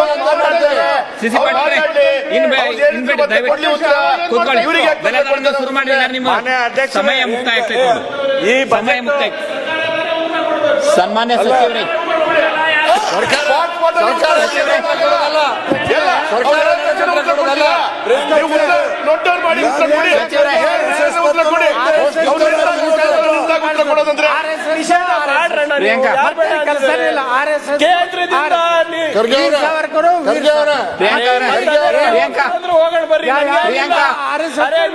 ಪ್ರಶ್ನೆ ಕೇಳಿ ಅವ್ರು ಮಾತಾಡಿ ಮುಗಿಸ್ಲಿ. ನನಗೇನಿಲ್ಲ ಅಧ್ಯಕ್ಷರೇ, ಬೆಲ್ಲದವ್ರೆ ಹೇಳಿ. ಬೆಲ್ಲದವ್ರೆ, ನನಗೆ ನಿಮ್ ಸಮಯ ಮುಕ್ತಾಯ ಆಗ್ತೈತಿ. ನನಗೆ ಅಧ್ಯಕ್ಷರ ನನಗೆ ತೊಂದರೆ ಮಾಡ್ದಂಗ ನೋಡ್ರಿ, ನಾನು ಯಾವ್ದೋ ರಾಜಕಾರಣ ಮಾತಾಡ್ತಾ ಇಲ್ಲ. ನೀವು ಯಾರಿಗೂ ಈಡಾಬೇಡ್ರಿ, ಮಾತಾಡ್ರಿ. ಹಿಂದೂ ಕೂಡ ನಾವು ಕೂಡ ಅಲ್ಲಿದ್ದೀವಿ, ಅವ್ರಿಗೆ ಮಾತಾಡ್ಬೇಡ ಅಂತ ಹೇಳಿ. ಇಲ್ಲದೇವಿ ಮುಂದೆ ನಾವು ಆ ಕಡೆ ಇರ್ಬೋದು. ಆದ್ರ ರಾಜ್ಯದ ಜನತೆ ನಮ್ಮನ್ನ ನೋಡ್ತಿರ್ತಾರ. ನಮ್ಮ ಮನಸ್ಸು ಎದಕ್ಕೆ, ಹೃದಯ ಎದಕ್ಕೆ ಮಿಡಿತೈತಿ, ನಮ್ಮ ಸೆನ್ಸಿಟಿವಿಟಿ ಎದಕ್ಕೈತಿ, ಅದ್ರ ಬಗ್ಗೆ ನಾವೆಲ್ಲರೂ ನೋಡ್ಕೊಂಡು ಮಾತಾಡಬೇಕು. ಇವತ್ತು ಎಕ್ಸೈಸ್ ರೆವೆನ್ಯೂ ಏನೈತಿ, ಇದು ನಮ್ಮ ರಾಜ್ಯಕ್ಕೆ ಅನಿವಾರ್ಯ ಆಗುವಂತ ಪರಿಸ್ಥಿತಿ ಬಂದೈತಿ. ಆದ್ರೆ ಬೇರೆ ರಾಜ್ಯಗಳದಾವ್ ಈ ಎಕ್ಸೈಸ್ ರೆವೆನ್ಯೂ ಝೀರೋ ತಗೊಂಡು, ಬಿಹಾರದಂತ ರಾಜ್ಯ ಎಕ್ಸೈಸ್ ರೆವೆನ್ಯೂ ಇಲ್ದಂಗ ತಮ್ಮ ರಾಜ್ಯ ನಡೆಸ್ತಾರ. ಅದು ಗುಜರಾತ್ ಅಂತ ರಾಜ್ಯ ಕೇವಲ 0.1% ಅವ್ರದ್ದು ರೆವೆನ್ಯೂ ಎಕ್ಸೈಸ್ ಇಂದ ಬರ್ತೈತಿ, ಅಂತ ರಾಜ್ಯ ನಡೆಸ್ತಾವ. ನಾವು ನಿಜವಾಗಿ ಇದ್ರ ಬಗ್ಗೆ ಸ್ಟಡಿ ಮಾಡಬೇಕು, ಇದ್ರ ಬಗ್ಗೆ ವಿಚಾರ ಮಾಡಬೇಕು. ನಮ್ಮ ರಾಜ್ಯ ಎಕ್ಸೈಸ್ ರೆವೆನ್ಯೂ ನಾವು ಯಾವ ರೀತಿ ನಡೆಸಬೇಕು ಅನ್ನುವಂತ ವಿಚಾರ ಗಂಭೀರವಾಗಿ ನಾವೆಲ್ಲರೂ ಸದಸ್ಯರು ನಾವು ಗಂಭೀರವಾಗಿ ವಿಚಾರ ಮಾಡಬೇಕು. ಗುಜರಾತ್ ಹೋಗಿದ್ದೆ ನಾನು, ಅಲ್ಲಿ ಹೇಳಿ ಎಕ್ಸೈಸ್ ಅವ್ರಿಗೆ ನಾವು ವಿನಂತಿ ಮಾಡ್ತೀನಿ, ಅವ್ರು ಬಂದ ಮೇಲೆ ರೇಟ್ ಟ್ಯಾಕ್ಸ್ ಏರ್ಸಿದ್ರು. ಅವ್ರ ಬಗ್ಗೆ ನಾನು ಕರಪ್ಷನ್ ಬಗ್ಗೆ ಮಾತಾಡಕ್ ಹೋಗೋದಿಲ್ಲ, ಎಕ್ಸೈಸ್ ಡಿಪಾರ್ಟ್ಮೆಂಟ್ ಕರಪ್ಷನ್ ಅದ್ರ ಬಗ್ಗೆ ದೊಡ್ಡ ಆರ್ಟಿಕಲ್ ಬಂದೈತಿ. ಅದ್ರ ಬಗ್ಗೆ ನಾನು ಕರಪ್ಷನ್ ಬಗ್ಗೆ ಮಾತಾಡಕ್ ಹೋದ್ರೆ ನಾ ರಾಜಕಾರಣ ಮಾತಾಡುದಿಲ್ಲ. ನೀವು ಹೇಳ್ತಾ ಇದ್ರ ಮಿನಿಸ್ಟರ್ ಬಗ್ಗೆ ಮಾತನಾಡ್ತಾ ಇದ್ರೆ ಅದ್ರ ಬಗ್ಗೆ ಮಾತನಾಡಕ್ ಹೋಗಲ್ಲ ಅಂದ್ಬಿಟ್ಟು ಹೇಳಿದ್ರೆ ನಾವು ಅಲ್ಲ, ಅವ್ರು ನನಗೆ ಮಾತಾಡ್ಬಿಟ್ಟು ನಡು ಮಾತಾಡ್ತೀನಿ. ಸರ್ಕಾರ ಆರ್ಟಿಕಲ್ ಬಂದಿದೆ, ಕೊಡಿ. ಆಧಾರ ಇದ್ರೆ ಪ್ರೊಡ್ಯೂಸ್ ಮಾಡ್ರಿ, ಎಲ್ಲಾದು ಆಧಾರ ಇದ್ರೆ ಪ್ರೊಡ್ಯೂಸ್ ಮಾಡಿ, ಇಲ್ಲ ಅಂತಂದ್ರೆ ನಿಮ್ದು ಮುಂದೆ ಮಾತಾಡಿ. ಇದ್ರ ಬಗ್ಗೆ ಸಬ್ಜೆಕ್ಟ್ ಬಗ್ಗೆ ಡಿಮಾಂಡ್ಸ್ ಬಗ್ಗೆ ಮಾತಾಡ್ತೇವಲ್ಲ, ಅದ್ರ ಬಗ್ಗೆನೂ ಮಾತಾಡ್ತೇನೆ. ಇದ್ರ ಬಗ್ಗೆ ನಾವೆಲ್ಲರೂ ಚಿಂತೆ ಮಾಡುವಂತ ವಿಚಾರ ಐತಿ. ಇದೇನು ನಾವು ಸರಾಯಿ ಮೇಲೆ ಹೆಣ್ಮಕ್ಳ ತಲೆಗೆ, ಮಕ್ಕಳ ತಲೆಗೆ, ಹೊಟ್ಟೆ ಮೇಲೆ ಹೊಡೆದು ಅವ್ರದ್ದು ಕೇವಲ ದುಡ್ಡಷ್ಟ ತಗೊಳ್ತಾ ಇಲ್ಲ, ನಾವು ಅವ್ರ ಮನೆತನದ ನೆಮ್ಮದಿ ತಗೊಳತ್ತೇವೆ, ಆರೋಗ್ಯ ತಗೊಳತ್ತೇವೆ, ಆ ಮಕ್ಕಳ ಭವಿಷ್ಯನ ಕಿತ್ಕೊಳತ್ತೇವೆ. ಅದನ್ನ ಕಿತ್ಕೊಂಡು ಸರಾಯಿ ತೆಗೆದುಕೊಂಡು 40,000 ರೂಪಾಯಿದಾಗ 36,000 ಕೋಟಿ ಅವ್ರ ಕಡೆಯಿಂದ ತೆಗೆದುಕೊಂಡು ಅವ್ರಿಗೆ ಬೇರೆ ಬೇರೆ ರೀತಿಯಿಂದ ಕೊಡ್ತಾವಲ್ಲ, ಇದನ್ನ ಮ್ಯಾಲ ನಿಂತವ ಮೆಚ್ಕೊಳ್ಳೋದಿಲ್ಲ. ಹಾಗಾಗಿ ಇದಕ್ಕೆ ನಾವು ಎಲ್ಲ ಸದಸ್ಯರು ನೋಡ್ಬೇಕಾಯ್ತು. ಅಲ್ಲ, ಏನ್ ಮಾಡಿದ್ರಿ ಮಾನ್ಯ ಅಧ್ಯಕ್ಷರೇ, ಅವ್ರು ಏನ್ ಮಾಡಿದ್ರು? ನಮ್ದು ಎರಡನೇ ವಿಷಯ ನಾನು ಮಾತಾಡುದು ಶಿಕ್ಷಣದ ಬಗ್ಗೆ. ಇವತ್ತು ಶಿಕ್ಷಣ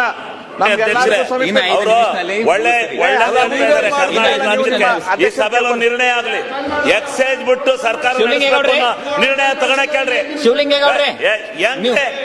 ನಾವ್ ಮಾತ್ರ ಎಕ್ಸೈಸ್ ದುಡ್ಡು ಸರ್ಕಾರ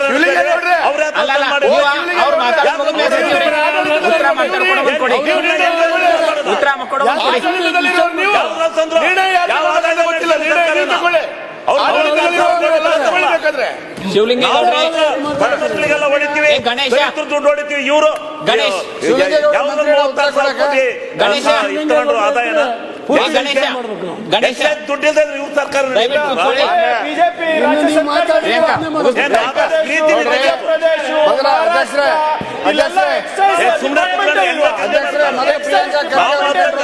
ಹಾಕ್ಸ್ತಾ ಇದ್ವಿ.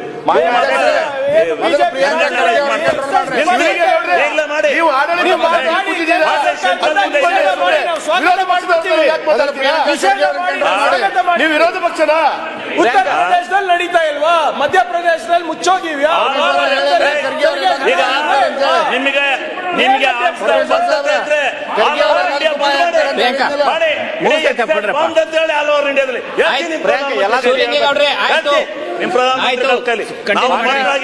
ನಾವು ತ್ಯಾಗ ಮಾಡ್ಕೊಂಡು ಹೆಂಗೋ ಸರ್ಕಾರ ನಡೆಸ್ತೀವಿ.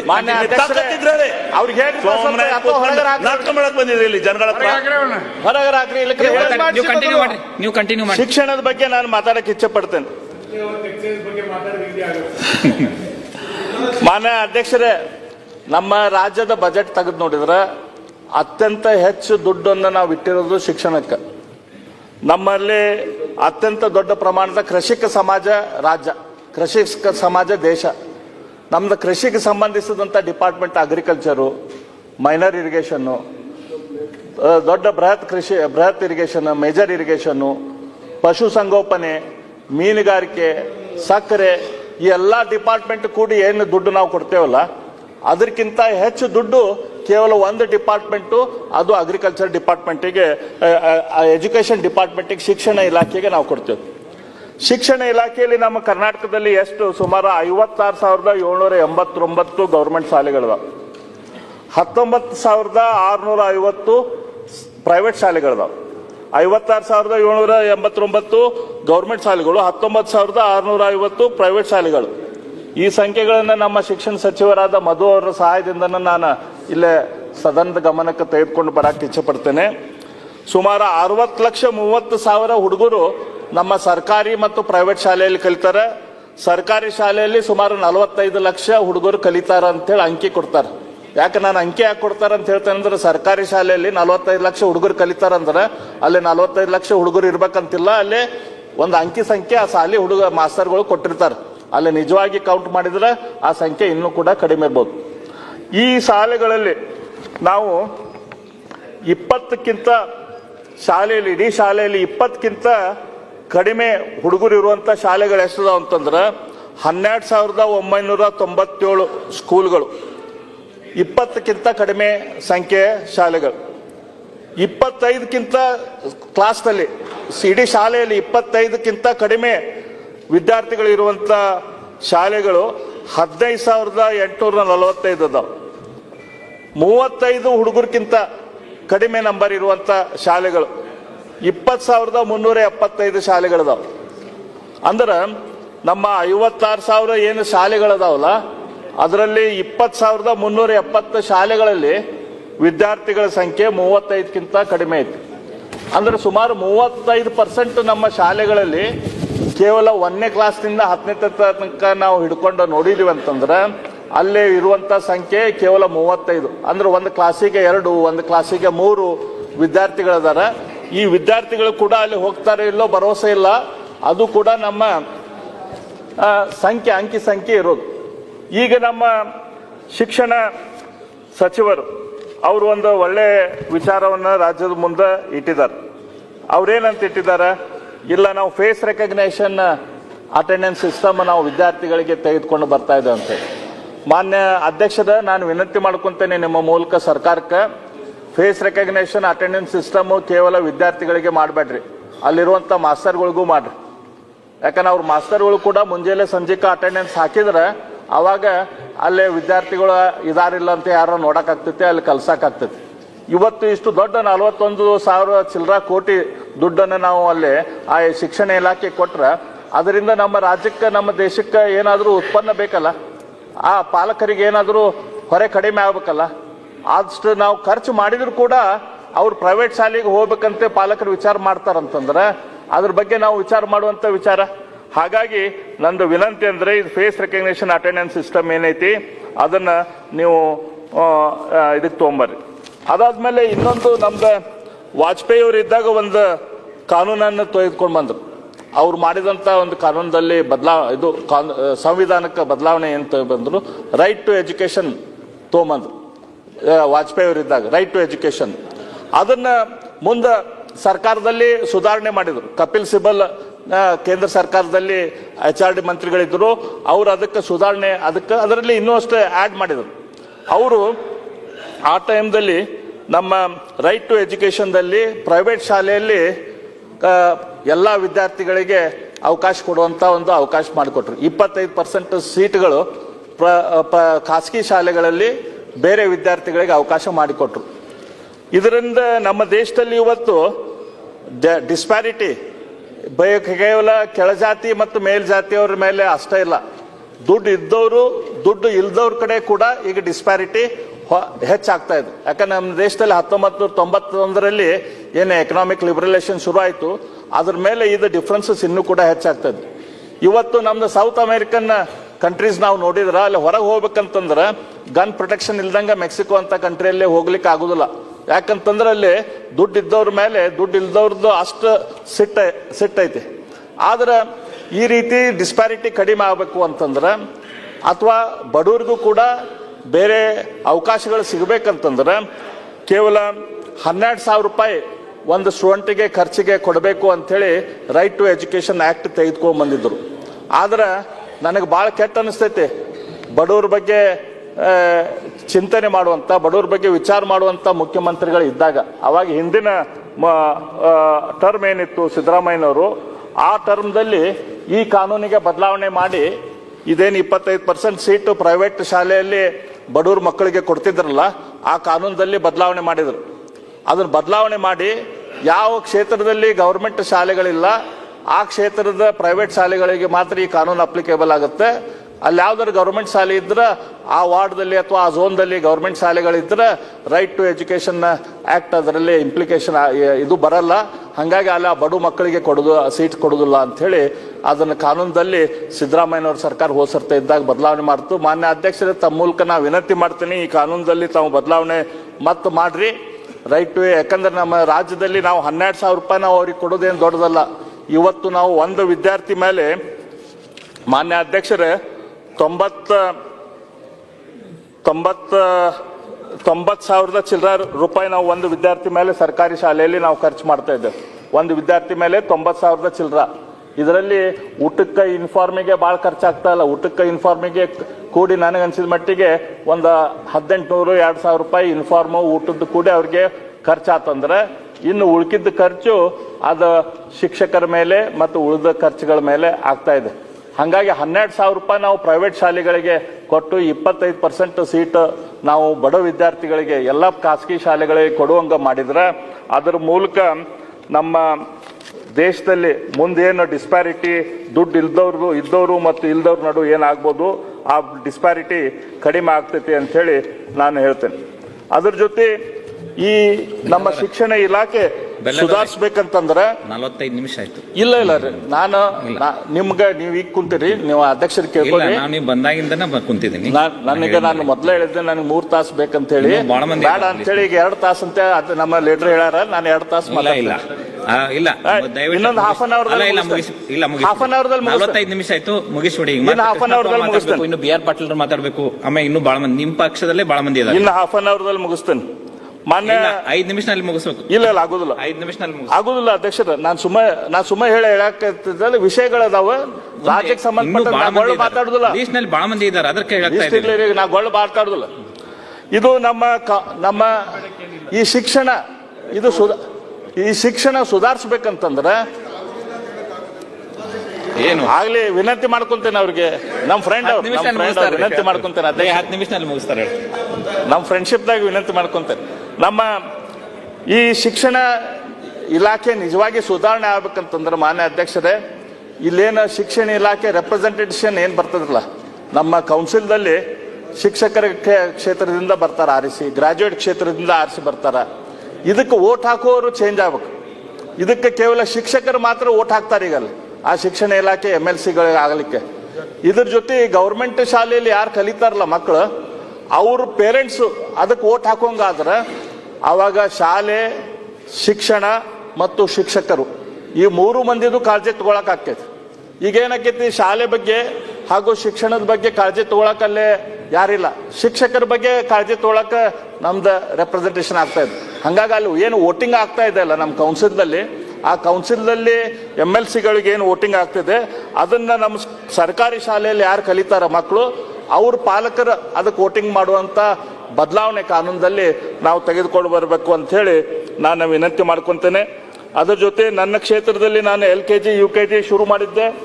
ಆ ಪ್ರಯತ್ನ ನೋಡಿ ಇಡೀ ರಾಜ್ಯದಲ್ಲಿ ಕುಮಾರಸ್ವಾಮಿ ಅವರು ಅದನ್ನ ಅಡಾಪ್ಟ್ ಮಾಡಿದ್ರು. ಆ ಸಂದರ್ಭದಲ್ಲಿ ಇವತ್ತು ಕೇವಲ 2,284 ಶಾಲೆಗಳಲ್ಲಿ ನಾವು LKG UKG ಶುರು ಮಾಡಿದ್ದೇವೆ. ಈ LKG UKG ನಮ್ಮ ಎಲ್ಲ ಸರ್ಕಾರಿ ಶಾಲೆಗಳಲ್ಲಿ ಬೇಗನೆ ಇದನ್ನು ಇಂಪ್ಲಿಮೆಂಟ್ ಮಾಡ್ರಿ ಅಂತೇಳಿ ನಾನು ವಿನಂತಿ ಮಾಡ್ಕೊತೇನೆ. ಅದ್ರ ಜೊತೆ ಇಂಗ್ಲಿಷ್ ಶಾಲೆಗಳನ್ನ ನೀವು ಶುರು ಮಾಡ್ತಾ ಇದ್ದೀರಿ.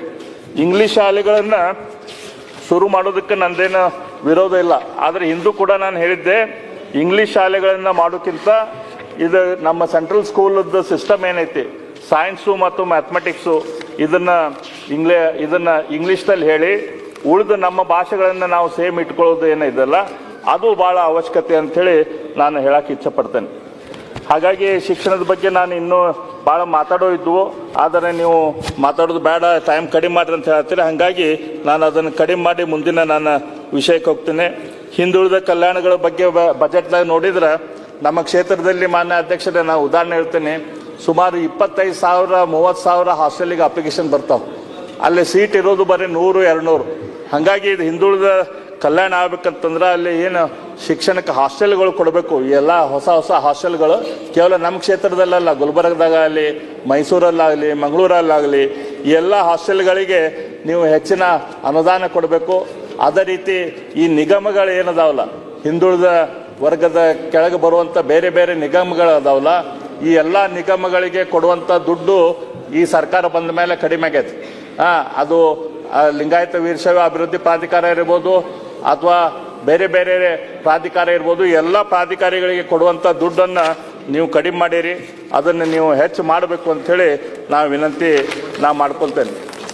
ಇದಲ್ದ ನಮ್ಮ ಕಾರ್ಮಿಕ ಇಲಾಖೆ ಬಗ್ಗೆ ನಾನು ಶಾರ್ಟಾಗಿ ಹೇಳ್ತೇನೆ ಅಧ್ಯಕ್ಷರೇ. ಕಾರ್ಮಿಕ ಇಲಾಖೆ ಅದ್ರದ್ದು ನಾವು ಚಿತ್ರ ನೋಡಿದ್ರೆ ಅದ್ರಾಗ ಬರೇ ಕಿಟ್ ಕೊಟ್ಟೆ, ಟ್ರೈನಿಂಗ್ ಕೊಟ್ಟೆ, ಇಂಥವದಾವ. ನಾವು ಆ್ಯಕ್ಚುಲಿ ವಿಚಾರ ಮಾಡಬೇಕಾಯ್ತು, ಇವತ್ತು ರೈತರನ್ನ ಬಿಟ್ಟರೆ ನಮ್ಮ ರಾಜ್ಯದಲ್ಲಿ ಅತ್ಯಂತ ದೊಡ್ಡ ಪ್ರಮಾಣದ ಸಪೋರ್ಟ್ ರೈತರಿಗೆ, ಹೆಣ್ಮಕ್ಳಿಗೆ ಬಿಟ್ಟರೆ ಸಪೋರ್ಟ್ ಬೇಕಾಗಿದ್ದು ಸರ್ಕಾರದಿಂದ ಈ ಕಾರ್ಮಿಕರಿಗೆ ನಾವು ಸುಮ್ಮ ಕಿಟ್ ಕೊಟ್ಟಿವಿ, ಟ್ರೈನಿಂಗ್ ಕೊಟ್ಟಿವಿ ಅಂತೇಳಿ ದುಡ್ಡು ಏನೋ ಹೊಡಿತಾರಲ್ಲ, ಇದನ್ನ ಬಂದಾಗಬೇಕು. ನಾವು ನಿಜವಾಗಿ ಅದ್ರ ನಮ್ಮ ಲೇಬರ್ ಕಾರ್ಡ್ದಲ್ಲಿ ಏನೈತಿ, ಅವ್ರಿಗೆ ಮದುವೆ ಆದ್ರೆ ರೊಕ್ಕ ಕೊಡ್ತೀವಿ, ಅವ್ರಿಗೆ ಅವ್ರ ಎಜುಕೇಷನಿಗೆ ಕೊಡ್ತೀವಿ, ಅಥವಾ ಅವ್ರ ಹಾಸ್ಪಿಟಲೈಸೇಷನ್ ಆದ್ರೆ ಕೊಡ್ತೀವಿ. ಅದ್ರಾಗ ನಮ್ದು ಏನು ಪರ್ಫಾರ್ಮೆನ್ಸ್ ಐತಿ? ಅದ್ರಾಗ ನಮ್ಮ performance almost very close to 0. ಆದರೆ ಸುಮ್ಮ ಒಂದು 100 ರೂಪಾಯಿ ಕಿಟ್ಟು 500 ರೂಪಾಯಿ ಖರೀದಿ ಮಾಡಿ ಅದನ್ನು ಆ ದುಡ್ಡು ಹಾಳು ಮಾಡುವಂಥ ಕೆಲಸ ನಮ್ಮ ರಾಜ್ಯದಲ್ಲಿ ಆಗಬಾರ್ದು. ಅದ್ರ ಬಗ್ಗೆ ಸರ್ಕಾರ ಗಮನ ಮಾಡಿಸ್ಬೇಕಂತ ವಿನಂತಿ ಮಾಡ್ಕೊತೇನೆ.